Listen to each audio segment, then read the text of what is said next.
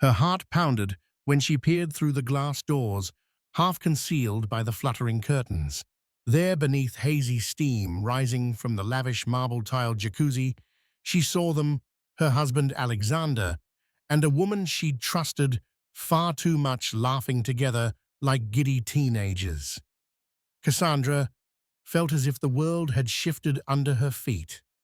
How could everything come crashing down in one night? The empire they'd built, the picture-perfect marriage, was it all a lie? With trembling hands, she withdrew her phone, capturing just enough evidence to confirm her worst suspicions. From that moment on, Cassandra's path was set: divorce and revenge. Cassandra Hathaway believed she was living the dream, an opulent home in the heart of Bel Air, art pieces curated from the top galleries in Europe, and a husband, Alexander Hathaway, who shimmered with charm in every social circle. Their wedding had been the talk of the town a decade ago, a glamorous affair held in the gardens of Château de Vaux-le-Vicomte near Paris. She wore a Vera Wang gown, and Alexander had worn a custom-tailored Tom Ford tuxedo. They toasted with Dom Perignon, danced under fireworks, and everyone had whispered they're the perfect couple. Cassandra was not born into wealth. She grew up in a middle-class household in upstate New York, guided by her loving mother Jade, who worked 2 jobs, an office assistant by day and a diner waitress by night, to keep the household afloat. Cassandra's father James had passed away when she was 11, leaving them with a mortgage and little else. Despite the modest means, Jade had insisted that Cassandra attend the best schools she could manage with scholarships. Through grit and brilliance, Cassandra earned her place at Yale, where she first locked eyes with Alexander Hathaway at a leadership conference in their junior year. Alexander's background was a stark contrast to hers. He was a scion of the Hathaway family empire, a network of private equity firms and real estate holdings stretching from London to Dubai. Forbes had once featured Alexander's father, Jefferson Hathaway, on its cover with the headline, "The Relentless Tycoon." Wealth was nothing new to Alexander, who'd grown up in a gilded environment: private jets, Ivy League, preparatory schools, and lavish European summers. Yet in college, he seemed refreshingly humble, at least to Cassandra. He admired her intellect. She adored his unshakable confidence. Their romance blossomed swiftly. By the time they'd graduated, they were already discussing an engagement. Cassandra was entranced by the Hathaway clan's world of business. She found it intoxicating. Everyone seemed so sure of their place in it. She also liked that Alexander seemed to value her brain over her appearance. When he confided that he wanted to build something beyond just inheriting his father's empire, Cassandra supported him fervently. Soon, they co-founded an investment startup that specialized in green energy projects, harnessing Cassandra's analytical brilliance and Alexander's endless network of investors. Over the years, their business thrived, and so did their marriage, at least on the surface. They attended charity galas hand in hand, hobnobbed with tech moguls like Elon Musk at private luncheons in Napa, and enjoyed the best of life. Cassandra poured herself into philanthropic work, focusing on women's education and environmental preservation, while Alexander took the spotlight as the poster boy of their brand. Some rumored that Alexander had an eye for the spotlight that occasionally strayed beyond professional boundaries, but Cassandra paid no heed. Gossip was an inevitable byproduct of success. In time, their net worth soared into the hundreds of millions. They purchased a sprawling mansion in Bel Air, flanked by palm trees and shielded by wrought iron gates. The mansion had 18 rooms, an art gallery with works by Picasso and Warhol, a wine cellar stocked with rare vintages, and most prized of all, a pristine jacuzzi bordered by mosaic tiles from Italy. It was where they entertained friends, future clients, and sometimes on quiet weekends, just the two of them. Cassandra believed that Jacuzzi was a symbol of the warmth, relaxation, and intimacy that defined their marriage. She never suspected it might become the site of her deepest betrayal. But that fateful night, watching them together in the softly lit water, would transform everything. The quiet heartbreak would metamorphose into something else, something fierce and unrelenting revenge, justice, and a battle over wealth and power that would drag the Hathaway empire into a public storm. For Cassandra, that single moment of betrayal would open the floodgates to secrets she had never dreamed of. 2 days before the Jacuzzi incident, Cassandra woke up with a nagging sense of unease she couldn't quite explain. She was perched on the edge of their king-sized bed, flipping through the news on her phone. A CNN headline about Jeff Bezos and Mackenzie Scott's divorce settlement flashed across her screen. The staggering sums of money involved in that high-profile separation hardly shocked Cassandra. She and Alexander were no strangers to 8- and 9-figure deals, yet she found herself reading every detail with unexpected fascination. She heard Alexander in the shower, singing off-key to some jazz tune. His phone buzzed on the nightstand. Usually Cassandra ignored it, but that morning, a curious reflex made her glance at the screen. Sabrina Chen calling. Sabrina had once been an acquaintance of Cassandra's, an old friend from a philanthropic circle. They had drifted apart, but Cassandra knew Sabrina now worked as Alexander's new PR manager. Why was she calling at 7 in the morning? When Alexander emerged from the shower, Cassandra handed him the phone. "Sabrina just called," she said casually. He froze ever so slightly before recovering his composure. "Right. Probably about the fundraiser next month," he offered too quickly. "We're trying to finalize the sponsor list." Cassandra raised an eyebrow. "That's fine. You should probably call her back." He nodded, grabbing his phone and stepping onto their balcony, offering a sweeping view of Los Angeles. Cassandra couldn't resist the flicker of suspicion. Sabrina was known for her effervescent personality, her knack for securing deals, and whispered among some circles her relentless ambition. She was also known for being quite close, possibly too close, to certain wealthy clients. Cassandra told herself not to read too deeply into it. Alexander had countless professional contacts, and Sabrina was merely another one. Yet the feeling of unease didn't subside. As they sat for breakfast on their Italian marble patio table, Alexander's usual chatter about the day's agenda felt more forced. "Let's confirm our schedule for the next few days," he said. "We have dinner with my parents tonight, the golf tournament tomorrow, and the fundraiser next week." "Sure," Cassandra replied. "I'll need to check on the final numbers for the fundraiser. We're expecting about 200 guests, right?" He glanced away. "Yes, around that." His short, abrupt tone was unlike him. He usually loved detailing every aspect of these events. Cassandra, always a keen observer, couldn't help but notice how he dodged direct eye contact. She tried to push aside her concerns and focus on the work at hand, but something inside her felt off, like a single chess piece, out of position, hinting that the entire board might be in disarray. Cassandra plunged herself into her day meeting with staff coordinating details for the fundraiser and skimming through portfolios of potential investments. By evening, she managed to push the morning's discomfort to the back of her mind. When Alexander returned from his office, shirt-rumpled hair, slightly disheveled, he smiled like the day had been a breeze.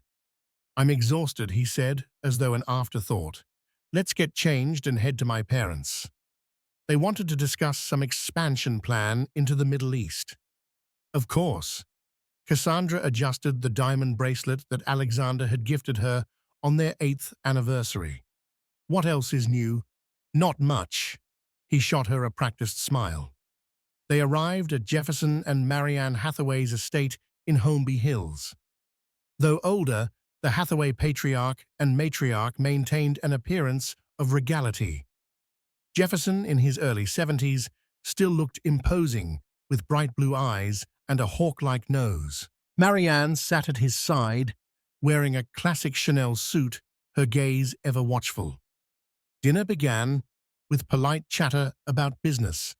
They compared notes on new energy projects, real estate expansions, and the philanthropic gala schedules. If there was tension between Cassandra and Alexander, the older Hathaways didn't seem to notice. Halfway through the main course, Sabrina Chen appeared in the hallway. She approached with a bright smile, wearing a sleek, black cocktail dress. "I'm so sorry to interrupt," she said, her voice syrupy. "I just finished speaking with some potential investors in the Middle East. They're very excited about the upcoming expansions." Jefferson waved her in. "Come join us, Sabrina. It's good to have you here." Cassandra felt her spine stiffen the moment Sabrina slid into the seat beside Alexander. Sabrina's proximity to him seemed too casual, too comfortable. Her hand brushed Alexander's arm. Just for a second, a fleeting moment. But Cassandra caught it. She also noticed Marianne Hathaway's disapproving glare. Marianne had never been the warmest mother-in-law, but she could see the potential impropriety a mile away. "Your PR management is crucial for us," Jefferson told Sabrina. "We don't want any negative publicity about the Hathaway expansions." "Of course not, sir," Sabrina answered with a polite nod, then turned to Alexander with a conspiratorial grin. "But Alexander and I have worked out a perfect narrative for the public." Cassandra's lips tightened. She forced a smile. "Care to share the details?" Sabrina looked at Cassandra as though she'd nearly forgotten she was there. "Oh, of course, Cassandra," she said, launching into a rehearsed pitch about media strategies and stakeholder engagement. Alexander said, little mostly nodding at the points Sabrina made. Something in the way he watched her, a subtle glimmer in his eyes, twisted Cassandra's stomach. She desperately wanted to believe it was just business synergy, but her instincts said otherwise. Dinner ended without further incident. But as Alexander and Cassandra got into the car, she asked Sabrina's very involved in the business. "Isn't she?" Alexander shrugged. "She's good at what she does. If we want to ensure the next round of investments goes smoothly, she's our best bet." No mention of her presence at a family dinner. No explanation why she had free rein to walk in unannounced. Cassandra swallowed her questions. She spent the drive home in silence, gazing out the window, feeling a knot of worry in her gut. She went to sleep that night, telling herself she was overreacting. Perhaps Sabrina was simply a brilliant PR manager. Perhaps she used her vivacious personality to forge alliances, a trait that Alexander admired for professional reasons alone. Still, a small, persistent voice in the back of her mind kept reminding her the best illusions always begin with a believable lie. The next evening, Alexander claimed he had an emergency conference call regarding the Middle Eastern expansion. Cassandra decided to work late in her home office, finishing up the budget for her women's education initiative. Around 10 o'clock, she went downstairs to grab a snack and noticed that Alexander's office lights were off. Odd. She wandered around the house, searching for him. The place was silent, save for the hum of the central air conditioning and the distant chirp of crickets outside. A soft glow flickered from the direction of the backyard. Intrigued, Cassandra moved toward the sliding glass doors, stepping into the breezy night air. That was when she heard laughter echoing off the marble walls near the jacuzzi. A woman's laughter, bright and tinkling like glass wind chimes. Her pulse quickened. She tiptoed closer, partly concealed by the thick curtains that draped near the patio door. In the dim light of the outdoor lamps, she spotted two figures immersed in the steaming water. Alexander's hair was damp, his face turned toward his companion, who wore a sleek, black bathing suit. Sabrina Chen. They clinked champagne glasses. Sabrina scooted closer, and Alexander draped an arm over the edge of the jacuzzi, dangerously near Sabrina's shoulder. Laughter pealed through the night air again, with an intimacy that left no space for doubt. Cassandra's heart hammered. She fumbled for her phone, pressing record on the camera. She wanted to capture enough evidence so that later, when she questioned her own sanity, she'd have proof. The lens quivered, capturing the sight of Sabrina's hand resting lightly on Alexander's thigh. He murmured something, and Sabrina nodded, swirling her champagne. They looked like lovers, sharing a secret, unburdened by guilt or shame, sitting in the very place Cassandra had believed sacred. Her world shattered in that moment. She'd suspected, but had no idea it would be so blatant, so brazen. Anger coursed through her veins, but she suppressed the urge to storm out there, screaming. Instead, she slowly backed away, tears stinging her eyes. Her mind churned already, thinking ahead. She was a strategist by nature, and that part of her took over. If he's capable of such betrayal here in our home, what else has he done, she wondered. Were there more skeletons in his closet? What did this mean for the future of their business, their public image, and her personal fortune? She wasn't prepared to be a victim of his indiscretions. That night, Cassandra locked herself in the guest bedroom, refusing to see Alexander. She sat at the desk, phone in hand, rewatching the footage once, twice, thrice. With every replay, her fury solidified into resolve. She knew that if she confronted him, he'd deny it, twist it, or promise that it meant nothing. But Cassandra Hathaway was not a woman to be placated by lies. At 2 a.m, she texted her lawyer, an old Yale classmate named Charlotte Pierce. "We need to talk. It's urgent. Possible divorce." "I want to protect my interests," she wrote. Her finger hovered over the send button. Then she pressed it. There was no turning back. Charlotte Pierce's office in Century City boasted floor-to-ceiling windows offering panoramic views of Los Angeles. When Cassandra entered the next morning, still reeling from her discovery, Charlotte took one look at her friend's drawn face and ushered her inside. "What's going on?" Charlotte asked, eyes brimming with concern. Cassandra handed over her phone with the incriminating video pressing play. She stood there, arms folded, as Charlotte watched. Cassandra anticipated shock, or at least mild surprise, but Charlotte merely pursed her lips. "I always wondered about Sabrina Chen," she said, handing the phone back. "I've heard rumors she gets involved with her powerful male clients. Is it enough for me to get the upper hand in a divorce settlement?" Cassandra asked, voice tense. Charlotte sighed, motioning for Cassandra to sit. "Adultery can impact public perception, but legally, California is a no-fault divorce state. There's no guarantee it'll net you more in a settlement purely because he cheated. However, it's leverage if we need to negotiate quickly or in your favor." Cassandra's shoulders sagged. "So it might not matter legally?" "Not exactly.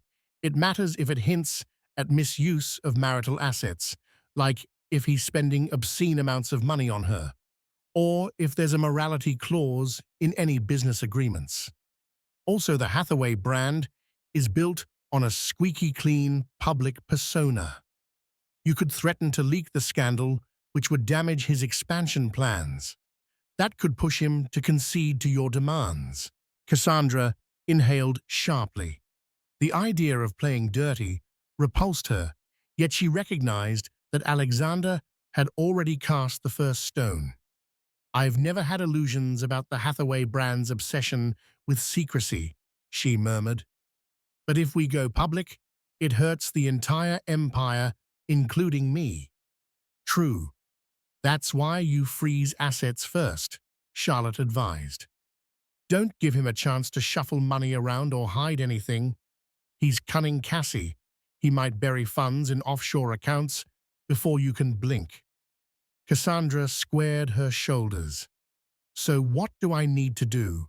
Charlotte leaned forward, eyes narrowed with professional intensity. We'll file for divorce under irreconcilable differences, but concurrently, we'll seek an order to freeze all major joint accounts and business assets, ensuring they can't be reallocated without court approval. We'll also request a full financial disclosure. If Alexander tries to outmaneuver you, we'll have legal grounds to call him out for contempt. As Cassandra listened, she felt equal parts terrified and exhilarated.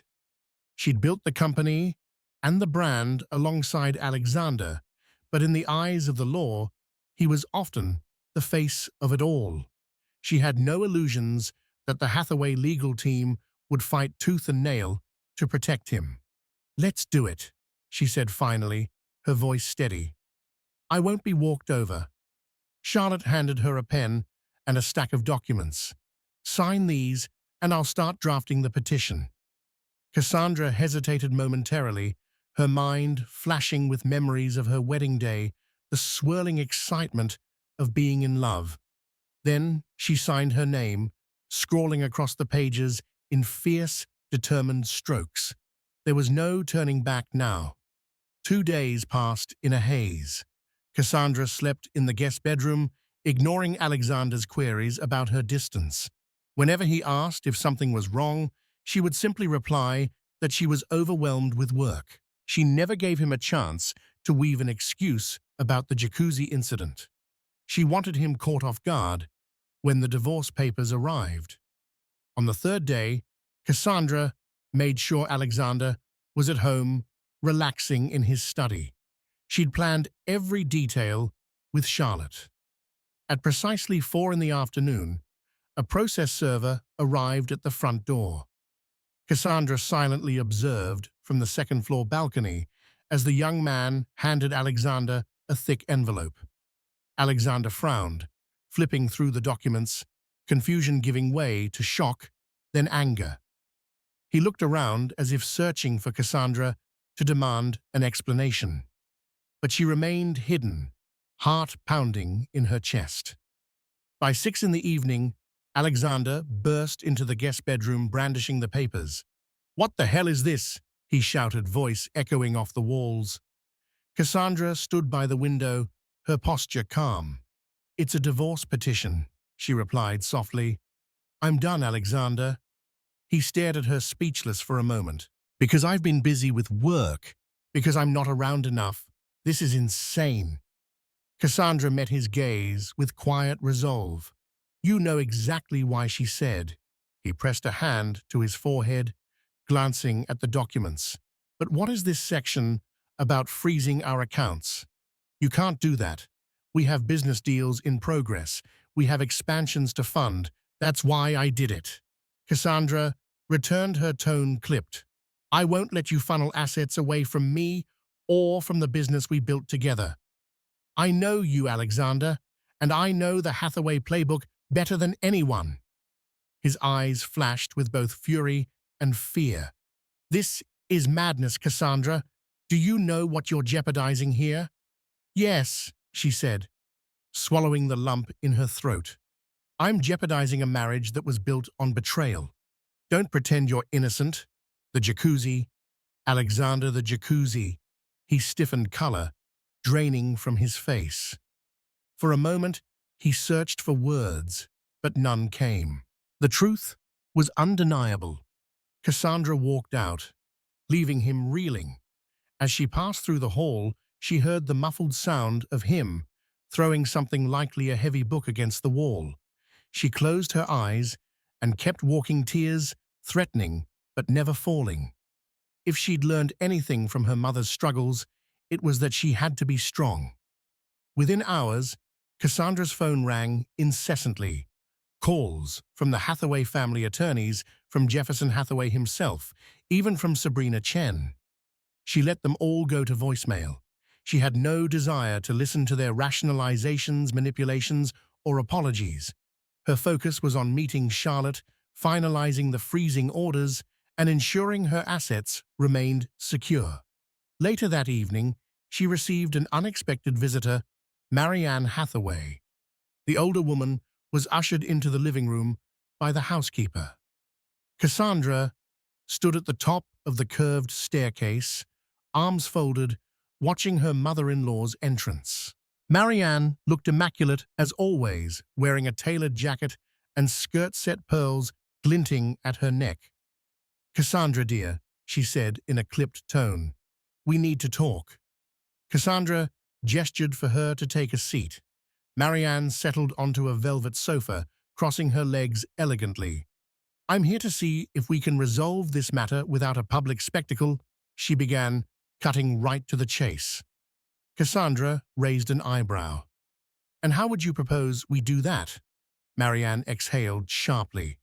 "Jefferson and I agreed that a divorce would be catastrophic for the family image, especially right now. The media would salivate over any scandal.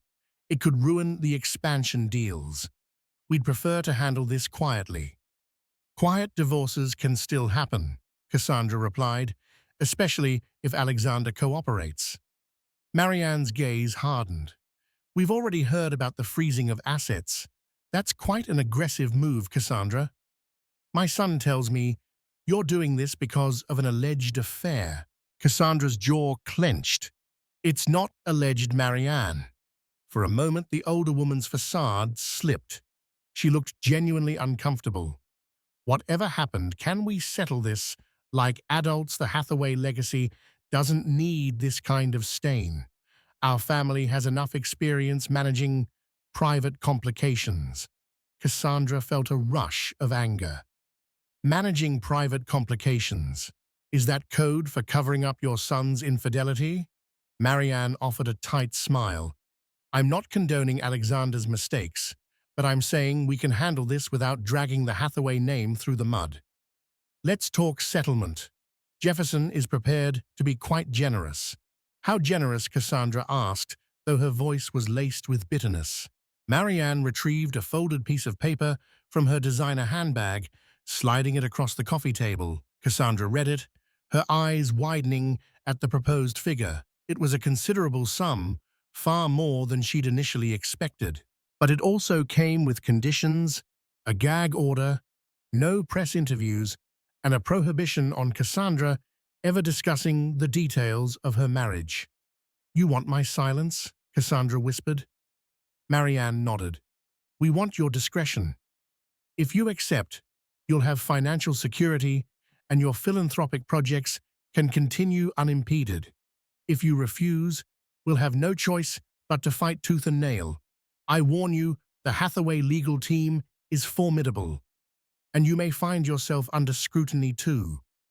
Do you really want to open your personal life to such investigations?"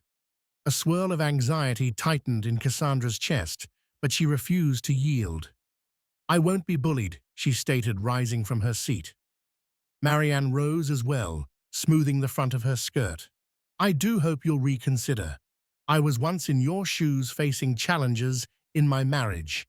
There are ways to handle this with dignity. Think about it, Cassandra." With that, Marianne Hathaway swept out of the mansion. Cassandra stood in silence, the settlement offer clutched in her hand. A wave of confusion flooded her. She recalled nights when Alexander had told her that his mother was a master negotiator, someone who could make the most humiliating betrayal vanish behind a well-written check and a discreet non-disclosure agreement. Cassandra felt the weight of the decision crushing her. Accepting a large settlement with conditions might be the simpler path, but it would also mean letting them dictate the narrative. She remembered her mother's struggles, her father's untimely death, and how Jade had taught her never to let anyone buy her silence or dignity. No, Cassandra would do this her way. The next few weeks were a whirlwind. Cassandra and Charlotte met daily to chart their legal strategy. They suspected the Hathaway lawyers would attempt to challenge the freezing of assets, claiming it harmed business operations. Sure enough, a letter arrived threatening to sue Cassandra for damages if she did not release a portion of the funds tied to the expansion. Meanwhile, the rumor mill churned in their social circles. Calls from well-meaning acquaintances trickled in, asking if everything was all right. Cassandra gave them polite, evasive answers. She wasn't ready to trust anyone, but one person she did rely on was her old friend, Emma Delgado. Emma had been her roommate at Yale, a financial prodigy who now worked for Morgan Stanley. Over lunch at a quiet bistro in Beverly Hills, Emma leaned in and said, "Word on the street is that Alexander has been moving corporate assets into a shell company in the Cayman Islands. My firm flagged some suspicious activity last month related to Hathaway investments." Cassandra's eyes widened. "He's already hiding money." Emma tapped her manicured nails on the table, glancing around to ensure no one overheard. "I'm not supposed to disclose client data, but your name was on some of the original incorporation documents. That's how it caught my eye. It was weird to see your signature, or something that looked like it, on certain authorizations." Cassandra's mind raced. Was Alexander forging her signature to move assets abroad? If so, that was a direct violation of the law. She could use this to her advantage. "I need copies of whatever you have," Cassandra whispered. Emma looked conflicted. "You know the legal risk I'd be taking by giving you that." "Please," Cassandra pleaded, her voice trembling. "He's using my name to hide money. If I can prove that I have a stronger case—" Emma exhaled shakily, then nodded. "I'll see what I can do. But keep me out of it if this blows up, okay?" Cassandra reached across the table and squeezed Emma's hand gratefully. "Of course. Thank you so much."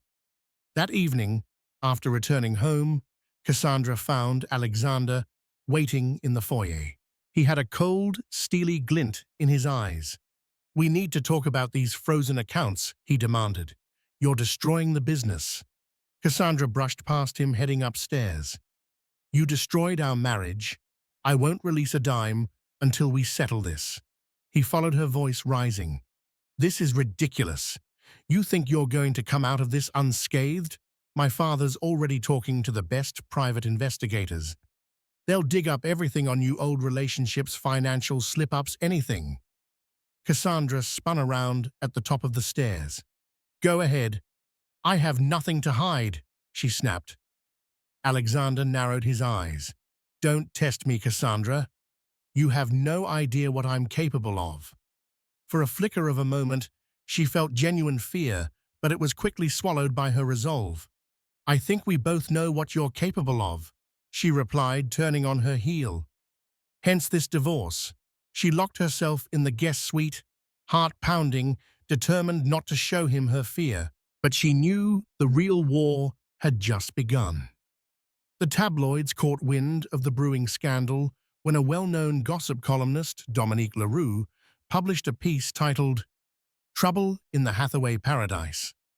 The article was littered with innuendo, suggesting that Alexander had a wandering eye and that Cassandra was seeking a record-breaking settlement. It didn't detail Sabrina's involvement, but it hinted at a mysterious third party. In the days that followed, paparazzi circled the Bel Air mansion like vultures. Cassandra found them waiting outside the gates, cameras trained on her face. Each time she ventured out, she tried to maintain composure, wearing oversized sunglasses and ignoring their shouted questions. Alexander, on the other hand, attempted to spin the narrative. Sabrina Chen released a statement through her PR firm denying any affair. She called rumors of impropriety baseless and sensationalized, claiming her relationship with Alexander was strictly professional. Cassandra fumed. She had the video. She considered sending it anonymously to Dominique Leroux, but Charlotte advised against it. "Keep that as leverage. If you release it, you lose the element of surprise, Charlotte cautioned. Also, it might come across as vindictive. Judges don't like that, so Cassandra bided her time, letting the tabloids speculate. She focused on building her case. Emma Delgado quietly passed her copies of documents showing that a shell company had indeed been formed in the Cayman Islands with Cassandra's forged signature on some of the paperwork. Charlotte was thrilled. This proves intent to defraud marital assets, she said. We can bury him with this in court. But the Hathaway family fought back. Jefferson Hathaway called in every favor he had, from top-tier attorneys to influential politicians who might sway public opinion. Cassandra soon discovered that local news channels were airing segments on divorce gold diggers, a blatant attempt to slander her as some cunning opportunist. She recognized the tactic. The Hathaways were controlling the narrative, painting her as an avaricious spouse seeking to dismantle a beloved family's legacy. She refused to engage publicly. Instead, she prepared a press release of her own, detailing her philanthropic achievements and her significant role in building the green energy projects, showcasing that she was hardly a mere socialite living off Alexander's wealth. Yet every time she turned on her phone or opened her laptop, she saw a fresh barrage of headlines. It was exhausting. Sometimes, late at night, doubt gnawed at her. Should she just accept Marianne's offer and slip away with her settlement free from this circus? But each time she reconsidered, the image of Alexander, laughing in the jacuzzi, flashed in her mind. She refused to surrender. In the midst of this maelstrom, a surprising visitor arrived at Cassandra's door, Marianne Hathaway. Again. This time, the older woman was subdued, wearing a simple beige coat, rather than her usual power suits. She held a small envelope in her gloved hands. Cassandra allowed her in, signaling the housekeeper to stand by. She led Marianne to the drawing room, where the older woman sank into a chair with uncharacteristic heaviness. I came to tell you something that might help, Marianne said quietly. Cassandra tensed. I'm listening. Marianne sighed. Alexander isn't just having an affair with Sabrina. He's done this before. Cassandra felt her stomach drop. She had suspected but never had proof. You're telling me he's a serial adulterer, sir? Marianne gave a small, wry smile. Jefferson was the same. It's practically a Hathaway tradition. The men in this family, they struggle with fidelity. My husband cheated on me countless times. I never told anyone publicly because I was desperate to protect our family name. But I've come to realize that all I did was enable him. Cassandra stared speechless for a moment. Marianne swallowed clearly, wrestling with her pride. I'm telling you this because I know how this feels. I've lived it, and now I see the harm in staying silent. Why are you telling me now? Cassandra asked, her voice careful. Before you were pushing me to settle quietly. Marianne looked away. Because I realized how deeply the Hathaway men can wound the women in their lives, and in the end, they pay little price for it. If Alexander is forging your signature and setting you up to look like a gold digger that crosses a line. Cassandra's eyes narrowed. So are you here to help me, or just to relieve your own conscience? Marianne pursed her lips. A bit of both, I suppose. I brought you something. She slid the envelope across the table. These are old letters and receipts, proof of Alexander's other indiscretions. Maybe they'll help you in court. Cassandra opened the envelope, scanning the documents. They were indeed damning, referencing hush money Alexander had paid to another mistress 2 years ago. Receipts for expensive gifts sent to an apartment in New York that wasn't registered under his name. Cassandra set the documents aside. This could bury him, she murmured. Marianne nodded, her tone resigned. Yes, it could. Whether you use it or not is up to you.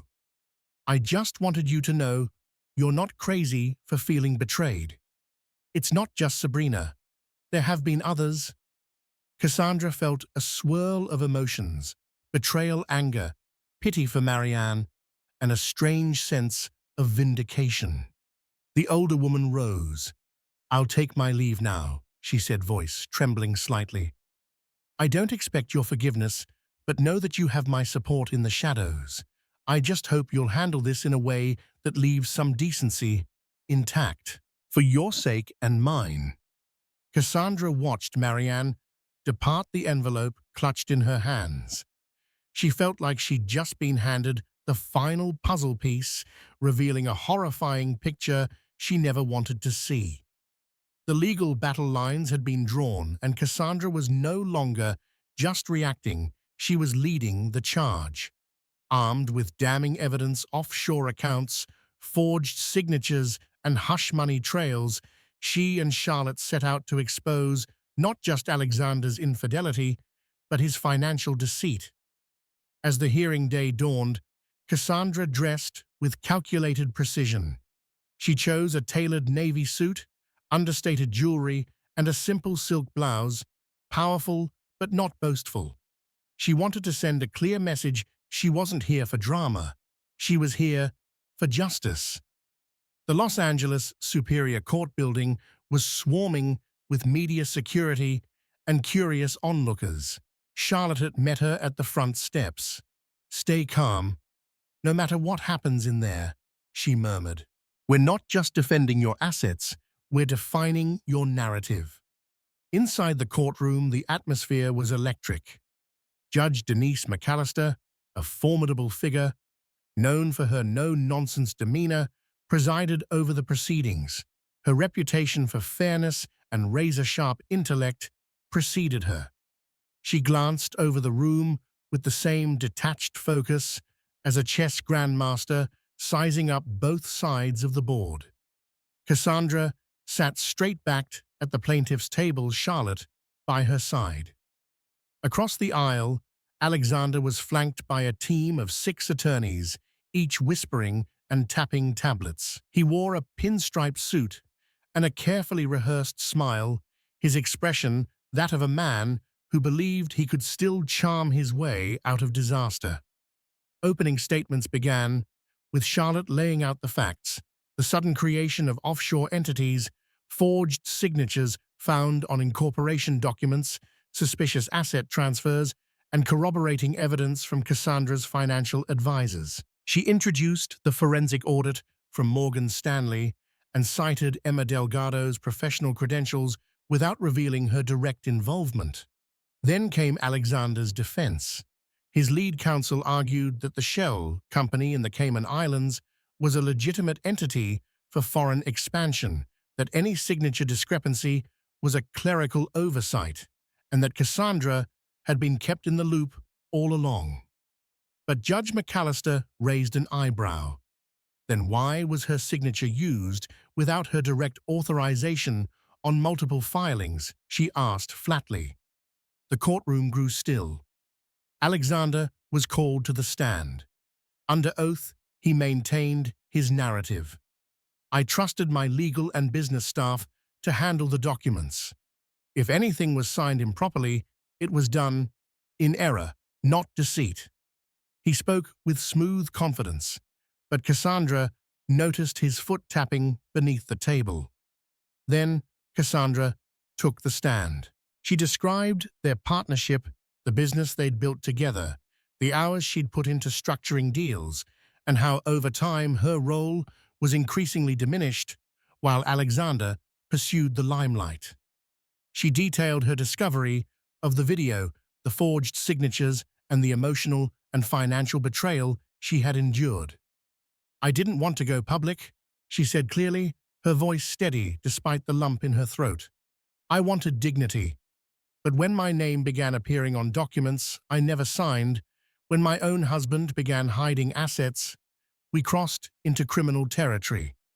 Charlotte followed by introducing the financial statements, Marianne's envelope with receipts and screenshots of internal transfers leading to the Shell Corporation.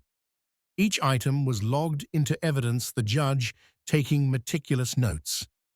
Alexander's team pushed back. One of his lawyers stood attempting to paint Cassandra as emotionally vindictive. "Isn't it true, Mrs. Hathaway, that your motivation is rooted not in financial concern, but in jealousy over a failed marriage?" Charlotte objected instantly. "Relevance sustained," said Judge McAllister, eyeing the attorney. "Stick to the financials." Alexander's expression soured. Then Charlotte pivoted. "Your Honor, we'd also like to submit communications between Mr. Hathaway and his accountant which suggest instructions to move assets discreetly to avoid interference." These texts were recovered via subpoena. As the messages were projected on the courtroom screen, a low murmur spread through the gallery. Cassandra glanced toward Alexander. For the first time, he looked rattled. The judge called a recess to review the documents. Cassandra returned to the hallway where reporters buzzed with speculation. Cameras flashed. One journalist shouted, "Mrs. Hathaway, are you planning to release the Jacuzzi video?" She didn't flinch. "That depends on how much more lying I have to listen to," she said coolly, before disappearing into a side room. Back inside, Judge McAllister reconvened and addressed the court. "At this stage, I am inclined to uphold the freezing order on joint assets pending full financial disclosure. The evidence presented today raises serious concerns regarding asset concealment and misrepresentation. I will issue my formal ruling within 7 days. In the meantime, I strongly encourage both parties to consider settlement before this matter escalates further." A quiet gasp rippled through Alexander's legal team. Cassandra exhaled slowly. The judge's gavel came down.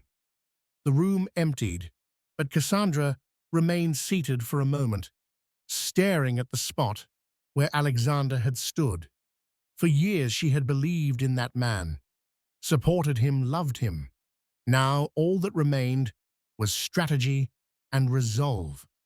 Outside the courthouse, Charlotte whispered, "We turned the tide today. He's cornered." Cassandra gave a slow nod, the fire in her eyes undimmed. "Now let's make sure he stays there." The courtroom battle had barely ended when the media firestorm ignited at full force. Outside the courthouse, a mob of reporters surged forward, cameras flashing, voices overlapping in a storm of questions. "Cassandra, did your husband really forge your signature? Are you going to leak the Jacuzzi footage? Is Hathaway Enterprises going under?" Cassandra kept her head high, her face a mask of calm. Her silence was her armor, and every unanswered question only fueled the public's hunger. She slipped into the waiting black SUV beside Charlotte, the tinted windows sealing her off from the chaos. Alexander, ever the performer, stepped up to a mic. With practiced poise, he delivered his version of events. "I'm deeply saddened that my wife has chosen this path. Our marriage was once beautiful, and I've always respected her. These allegations are painful and entirely unfounded." It was the kind of statement built to manipulate headlines, measured vague and dripping with faux nobility. Cassandra, listening in the car through a live news stream, nearly laughed.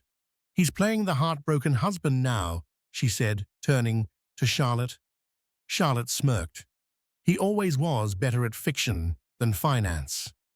Back at her Bel Air estate, the once quiet sanctuary had become a war zone. Paparazzi hovered outside the gates day and night. Drones buzzed overhead. Anonymous tipsters reached out to tabloids with outlandish stories about her, some true, many not. One blog published photos of her from college, twisting them to imply a wild past. Another suggested she had an affair with a business rival, completely false. Despite it all, Cassandra stayed quiet. It wasn't cowardice, it was control. She knew that leaking anything now would only turn the story into a media circus. Her strategy was different precision, not chaos. But behind the scenes, she struck with quiet fury. Her legal team anonymously shared the documents, those forged Cayman Islands authorizations, with a well-respected investigative journalist at the Wall Street Journal. No gossip, no scandal, just a well-researched exposé on how certain high-profile businessmen were shifting assets offshore without proper spousal disclosure. The article dropped like a bomb, titled "Shadow Wealth: How Shell Corporations Conceal Billions." The piece included redacted portions of Alexander's activity and implications of possible fraud. It didn't mention Cassandra directly, but anyone in the know could read between the lines. Stocks of Hathaway Enterprises dipped almost immediately. Investors panicked. Analysts questioned the viability of the company's Middle East expansion. One board member anonymously told Bloomberg, "This mess is bigger than we thought. We're looking into contingency leadership." Meanwhile, Sabrina Chen was photographed leaving a charity gala in tears. Her PR team issued a carefully crafted statement claiming she was devastated by the malicious rumors and reiterating that her relationship with Alexander was strictly professional. But no one believed it anymore. Behind closed doors, sponsors began pulling out of Hathaway's gala. Speaking engagements were cancelled. Clients ghosted meetings. The damage was spreading like wildfire. Cassandra, however, wasn't basking in triumph. She felt numb. Each win came with emotional debris. Her private pain was being dissected for public consumption. She missed the days when her name only appeared next to articles about educational grants and clean energy investments. One night, unable to sleep, she wandered into her office and opened an old photo album. There was a picture from their honeymoon in Tuscany, Alexander carrying her through a vineyard, both of them laughing. The memory punched the air out of her lungs. They had been happy once, or at least she had. She closed the album with trembling hands. "That man is gone," she whispered. The next morning, Charlotte called with more news. Alexander's team reached out, she said. "They're rattled. Between the financial fallout and the article, they know they're bleeding influence. I wouldn't be surprised if they push for mediation soon." Cassandra let the words sink in. So the court of public opinion is doing more damage than the legal case. "Exactly," Charlotte replied. "He underestimated your silence." Cassandra smiled faintly. "Good.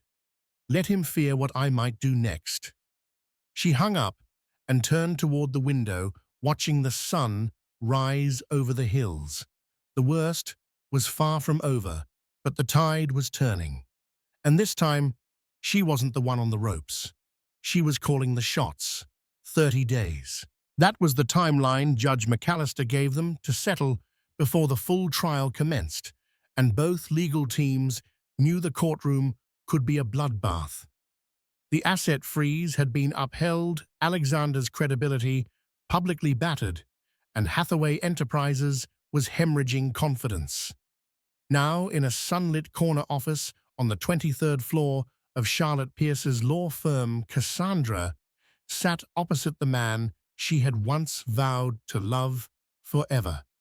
The walls were glass, the tension thicker than bulletproof glass.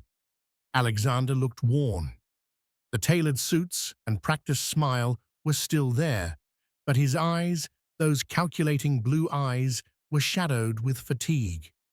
Cassandra, in contrast, looked calm, poised, almost serene.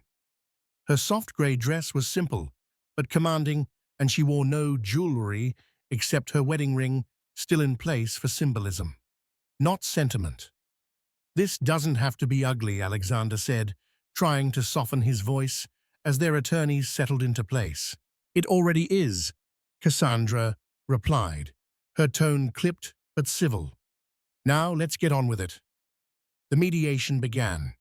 Alexander's team led with a low-ball offer, an insulting figure that didn't account for Cassandra's years of work, her equity, or the damage to her name.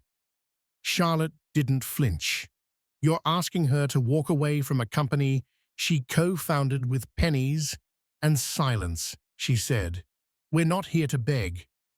Cassandra remained quiet through most of the first day, listening, observing, letting the lawyers volley back and forth.